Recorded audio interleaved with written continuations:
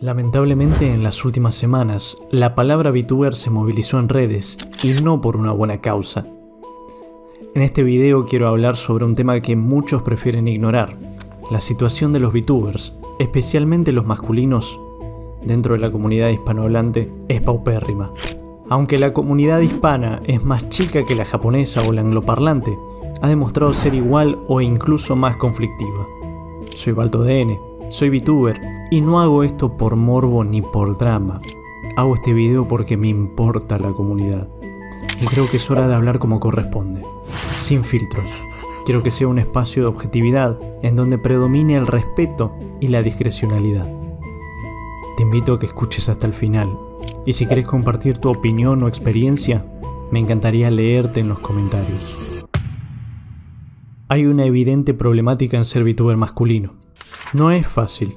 En esta comunidad hay una realidad que no muchos dicen. A los VTubers hombres les cuesta mucho más crecer. Muchas veces son invisibilizados, ignorados o directamente rechazados solo por ser hombres. Y aunque no lo crean, hay razones válidas detrás de esto. Pero, ¿por qué?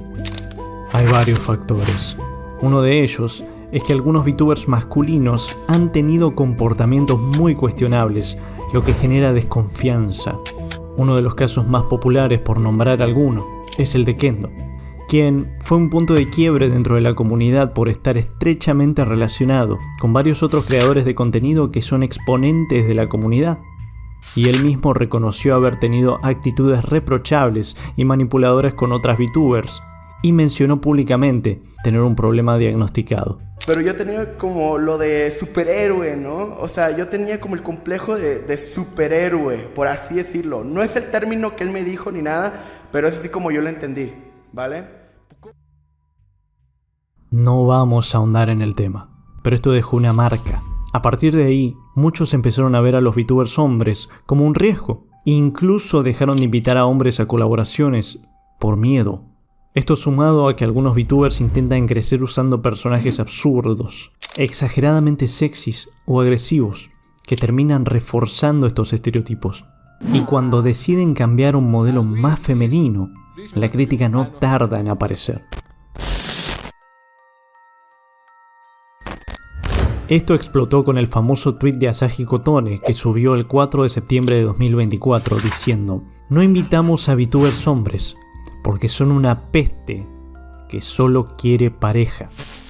Ese tweet, que luego borró, generó una guerra en X. Algunos dijeron que tenía razón, como la usuaria Rini, quien compartió su experiencia apoyando el tweet. Y muchos otros defendieron a sus colegas. La verdad es que, si bien hay VTubers que han tenido actitudes tóxicas, no se puede generalizar, pero también es cierto que hay patrones.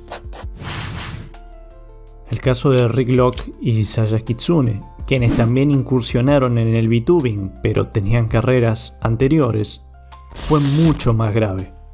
Tenían una relación poliamorosa con una ex VTuber que en su momento tenía 15 años, Shira, quien en aquel momento llevaba el nombre de Nori. Rick Locke era su editor y manager, y junto a su pareja se vieron expuestos como groomers. Capturas de pantalla y conversaciones comprometedoras salieron a la luz sin censura alguna. Si bien esto explotó más tarde, dejó a la comunidad con un sabor amargo, una sensación de que algo estaba podrido detrás del personaje 2D. Y esto afectó a todos, porque cuando alguien comete un error así, la mancha se extiende a toda la categoría de creadores, incluso a los que hacen las cosas bien. Ahora vamos a intentar tomar todo lo que tenemos y tratar de dar una explicación de por qué esto ocurre en la comunidad y hace que los VTubers masculinos sean propensos a caer en este estigma. Muchos VTubers masculinos tienen algo en común. Son personas que por timidez, inseguridad, bullying o problemas de autoestima encontraron en el VTubing una forma de expresarse.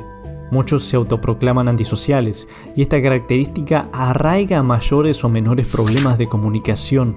Como ustedes ya saben, y vuelvo a repetir por si acaso, esto es una generalización, siendo que de primera mano conozco el ambiente y sé que no todos son encasillados dentro de esta categoría.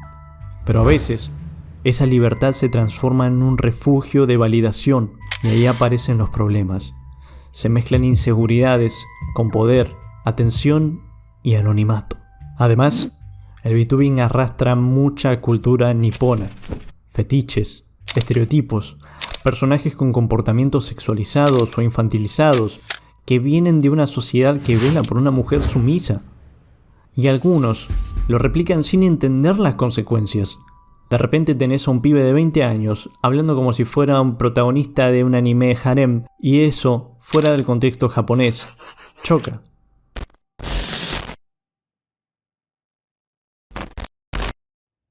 En definitiva, cuando juntas vulnerabilidad emocional, anonimato, presión social y falta de límites, aparecen casos de grooming, manipulación emocional y abuso, y no alcanza en esos momentos para decir era un personaje. El VTubing masculino no está muerto, pero está enfermo.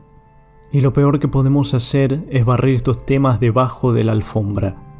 No quiero que este video sea usado como una excusa para cancelar a gente al azar.